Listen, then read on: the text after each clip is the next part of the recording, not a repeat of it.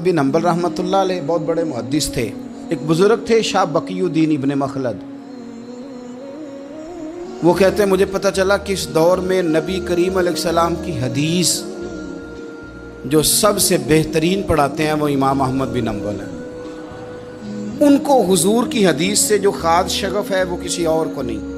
कहते हैं मेरे दिल में लौ लग गई, हालांकि मैं अमीर घराने से था। मैं कश्ती में बैठा इमाम अहमद बिन हम्बल के पास आने के लिए, रास्ते में तूफ़ान आ गया, कश्ती हिचकोले खाने लगी। किसी तरीके से एक जजीरे के साथ जाके कश्ती लगी, टूट गई, बिखर गई। मैं जजीरे पे उतर गया, और भी कई लोग थे। एक महीना वहाँ रहना पड़ा। बारिशें ख़त्म हुई, मौसम ठीक हुआ, एक कश्ती दिखाई दी आती हुई। फरमाते हैं कि वो उस कश्ती में मैं बैठा, दोबारा बगदाद गया। मुझे सफ़र तय करते 2.5 महीने गुजर गए। वो जजीरे पे महीना पत्ते खा के भी गुजारा करना पड़ा। निकला था इल्म हासिल करने। जब बगदाद शरीफ पहुंचा, लोगों से पूछा इमाम अहमद बिन हम्बल का मदरसा कहाँ है? उन्होंने कहा वो मदरसा तो बंद हो गया है, वक्त का बादशाह मुखालिफ हो गया, मस्जिद मदरसा सील कर दिया। इमाम साहब कहाँ हैं? कहा घर के अंदर कैद हैं।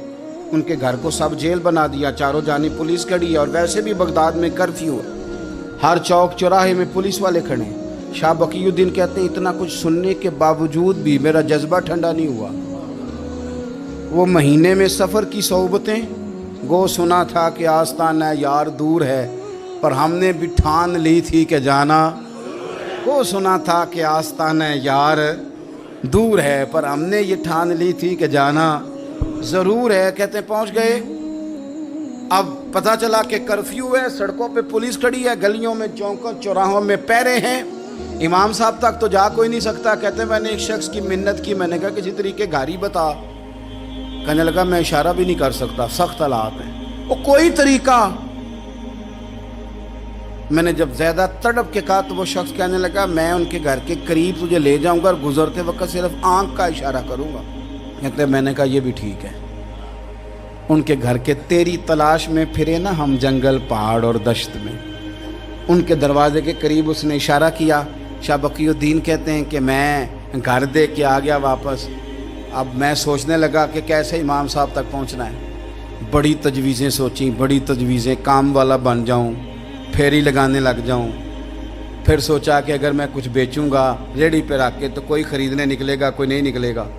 किस तरह करूं, क्या करूं, बड़ी सोचें। बिल आखिर मैंने तय किया, अल्लाह अकबर। मैंने ना कपड़े फाड़ लिए, इमामा उतार दिया।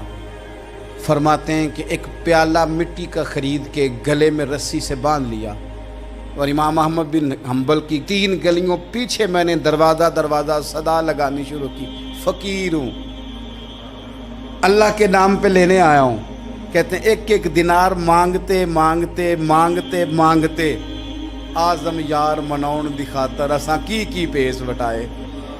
कहते हैं मांगते मांगते ना मैं इमाम अहमद बिन हम्बल के दरवाजे तक आया। अमीर घर का बच्चा था, बड़े पैसे जेब में होते थे। इमाम के दरवाजे पे सदा लगाई, कोई है अल्लाह के नाम पे देने वाला?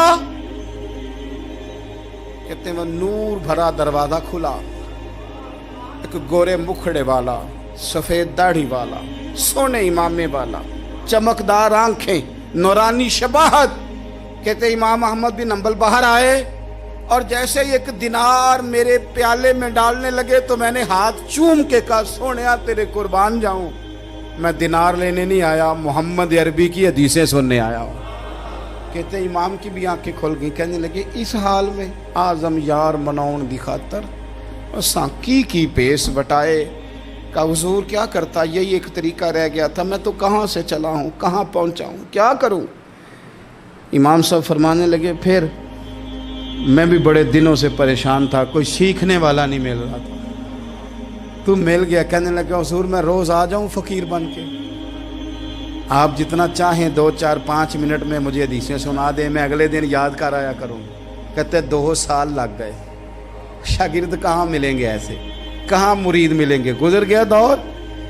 कहते हैं कि मैं ना हर रोज़ फ़कीर बन के जाता, 3 गलियां पीछे मांगना शुरू करता, कुछ शक ना करे।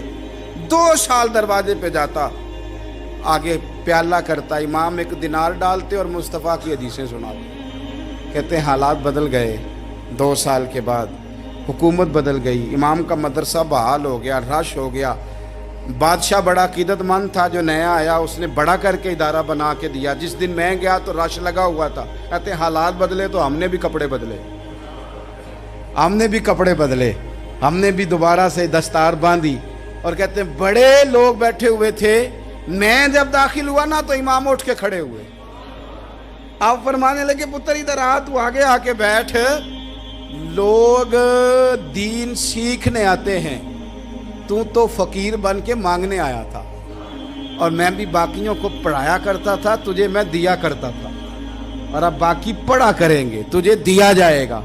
और आज तुझे सीने से निकाल के दिया करूंगा। ज़माने बदल गए, हालात बदल गए, वो शख्स चला गया। कौन हुक्मरान था कौन नहीं था, लेकिन उस्ताद शागिर्द के अदब की दास्तान क़यामत तक बाकी रहे।